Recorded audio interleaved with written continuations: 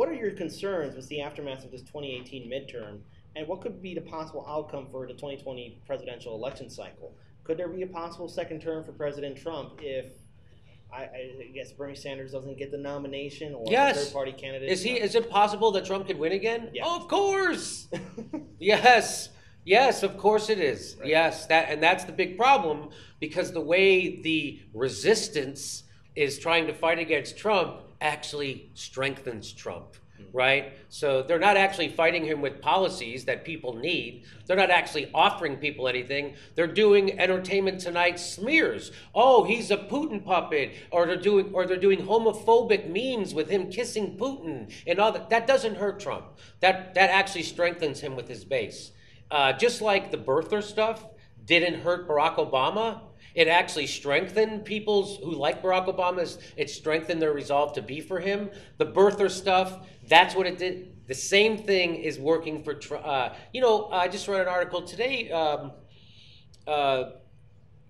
The anti-Putin journalists inside Russia are disgusted with the United States media for covering Putin the way they're covering, making him seem like he's this all-powerful mastermind, which he isn't. So what that does is prop him up, right? When the American press and American politicians make Putin out to be like he controls our elections and he's this mastermind of everybody and controlling our president, that props up Putin.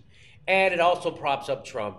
And of course, that's how they're going to fight them, because in order to not fight Trump that way, they would have to actually have progressive policies that actually would improve people's lives, like Medicare for all, like free college, like a living wage, like ending the wars and having an infrastructure jobs program. They're not doing any of those things. In fact, they just voted to expand the wars, the Democrats did. The Democrats just voted to expand the surveillance powers of the president. Done by Nancy Pelosi, who was screaming from the rooftop saying that Trump is a threat to freedom and security. And they just voted to give him $80 billion more for bombs instead of $80 billion more for free college.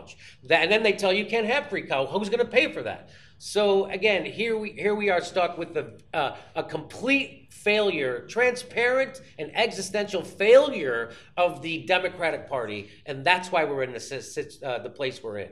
So let's also focus a little bit. And why is it, this gets back to the Supreme Court. Yeah. Why is it when a Democrat nominates somebody to the Supreme Court, it's always some centrist like Merrick Garland? Why isn't it someone like when a Republican appoints, it's always like our extreme right winger, like Antonin Scalia, right? Why is it, or Gorsuch? They don't F around. They don't try to appease the left wing. They go hard. Barack Obama couldn't nominate more centrists. Why wouldn't he nominate someone like, the equivalent of Cornel West? Or Lawrence Lessing. Right. Yeah. Someone who people could actually fight for. The progressive wing of the country would actually be excited and fight for them. Because that's not who they are. The Democrats are failures.